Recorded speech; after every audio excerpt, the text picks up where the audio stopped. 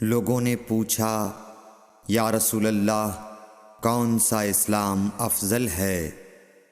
تو نبی صلی اللہ علیہ وسلم نے فرمایا، وہ جس کے ماننے والے مسلمانوں کی زبان اور ہاتھ سے سارے مسلمان سلامتی میں رہیں۔ صحیح بخاری حدیث نمبر 11۔ ایک دن ایک آدمی نے حضرت صلی اللہ علیہ وسلم سے پوچھا کہ کون سا اسلام بہتر ہے؟ فرمایا، یہ کہ تم کھانا کھلاؤ اور جس کو پہچانو اس کو بھی اور جس کو نہ پہچانو اس کو بھی، الغرض سب کو سلام کرو۔ صحیح بخاری حدیث نمبر 12۔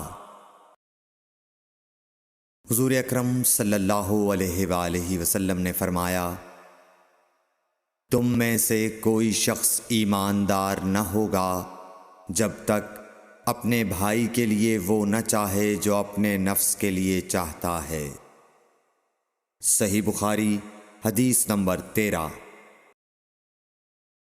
رسول کریم صلی اللہ علیہ وسلم نے فرمایا، قسم ہے اس ذات کی جس کے ہاتھ میں میری جان ہے، تم میں سے کوئی بھی ایماندار نہ ہوگا جب تک میں اس کے والد اور اولاد سے بھی زیادہ اس کا محبوب نہ بن جاؤں۔ صحیح بخاری حدیث نمبر 14۔